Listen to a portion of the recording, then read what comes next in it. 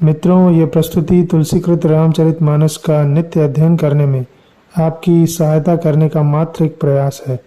केवल एक अनुरोध है कि मानस पाठ करते समय अपने हृदय में हनुमान जी महाराज को अवश्य स्थान दें अथवा उन्हीं के कानों से मानस पाठ का श्रवण करें।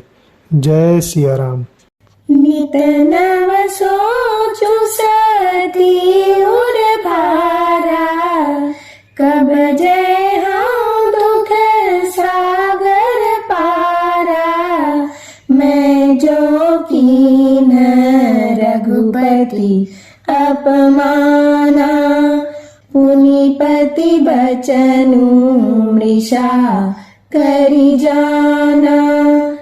सती जी के हृदय में नित्य नया और भारी सोच हो रहा था कि मैं इस दुख समुद्र के पार कब जाऊंगी। मैंने जो श्री रघुनाथ जी का अपमान किया और फिर पति के वचनों को झूठ जाना।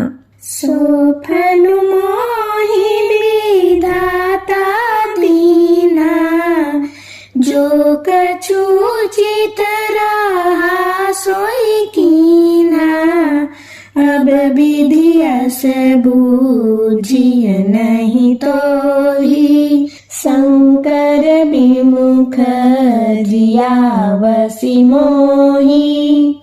उसका फल विधाता ने मुझको दिया, जो उचित था वह किया, परंतु हे विधाता, अब तुझे यह उचित नहीं है जो शंकर से विमुख होने पर भी मुझे जिला रहा है। कहीं न जाए कछु हृदय गलानी, मन बहु राम ही सुमिर सयानी। जो प्रभु दीन दयालु कहावा, आरती हरन वेद जसु गावा। सती जी के हृदय की ग्लानि कुछ कही नहीं जाती।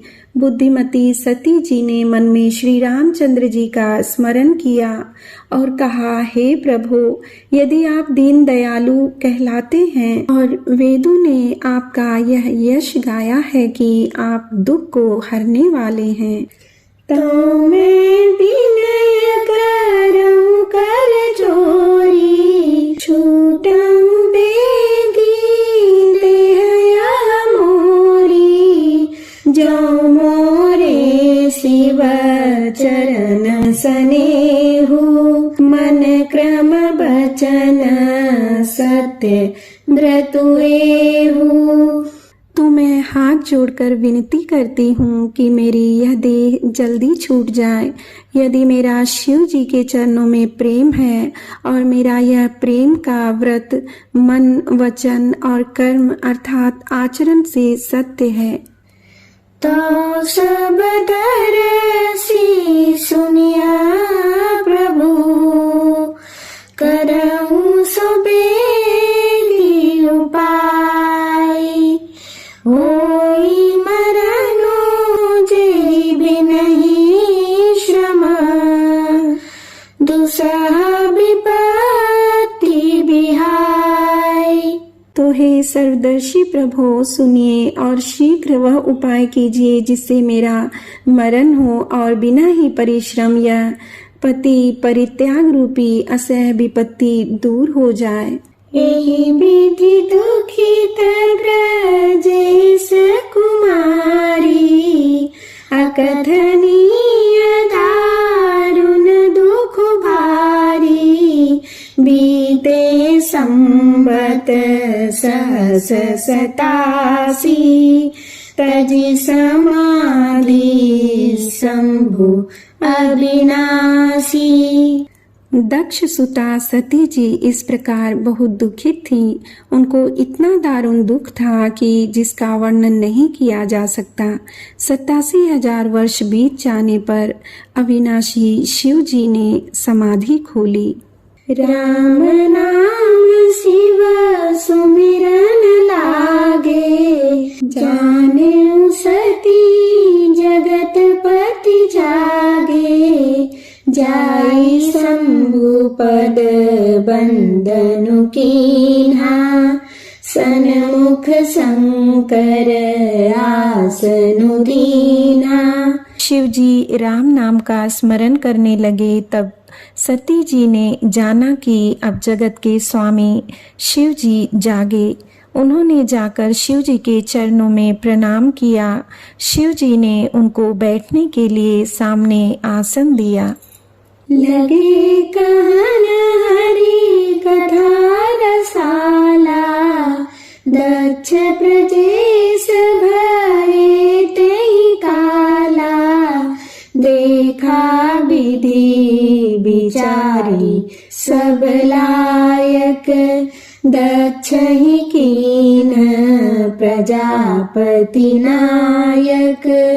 शिवजी भगवान हरि की रसमयी कथाएं कहने लगे। उसी समय दक्ष प्रजापति हुए। ब्रह्मा जी ने सब प्रकार से योग्य देख समझकर दक्ष को प्रजापतियों का नायक बना दिया। बड़े अधिकार दक्ष जब पावा, अति अभिमान हृदय तब आवा। नहीं को अस जन्मा जग माही, प्रभुता पाई जाहि मद नाही। जब दक्ष ने इतना बड़ा अधिकार पाया तब उनके हृदय में अत्यंत अभिमान आ गया। जगत में ऐसा कोई नहीं पैदा हुआ जिसको प्रभुता पाकर मद न हो। दक्ष लिए मुनि बोली सब, करन लगे बड़ जाग। निवते सादर सकल सुर, जे पावत मख भाग। दक्ष ने सब मुनियों को बुला लिया और वे बड़ा यज्ञ करने लगे। जो देवता यज्ञ का भाग पाते हैं, दक्ष ने उन सब को आदर सहित निमंत्रित किया।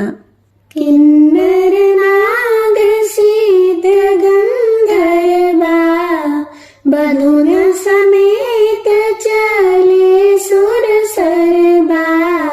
विष्णु बिरंची महेशु बिहाई, चले सकल सुर जान बनाई। दक्ष का निमंत्रण पाकर किन्नर, नाग, सिद्ध, गंधर्व और सब देवता अपनी अपनी स्त्रियों सहित चले। विष्णु, ब्रह्मा और महादेव जी को छोड़कर सभी देवता अपना अपना विमान सजा कर चले। सती बिलोके व्योम विमाना, जात चले सुंदर विधि नाना। सुर सुंदरी करही कल गाना, सुनत श्रवण छूटहि मुनि ध्याना। सती जी ने देखा अनेकों प्रकार के सुंदर विमान आकाश में चले जा रहे हैं। देव सुंदरियां मधुर गान कर रही हैं, जिन्हें सुनकर मुनियों का ध्यान टूट जाता है। पूछें तब शिव कहूँ बखानी, पिता यज्ञ सुनी कछु हर्षानी। जो महेशु मोहि आय सुदेहि, कछु दिन जाई रहो मिसेहि। सती जी ने विमानों में देवताओं के जाने का कारण पूछा। तब शिव जी ने सब बातें बतलाई। पिता के यज्ञ की बात सुनकर सती कुछ प्रसन्न हुई और सोचने लगी कि यदि महादेव जी मुझे आज्ञा दें तो इसी बहाने कुछ दिन पिता के घर जाकर रहूं। पति परित्याग हृदय दुख भारी, कहि न निज अपराध विचारी। बोली सती मनोहर वाणी, भय संकोच प्रेम रस सानी।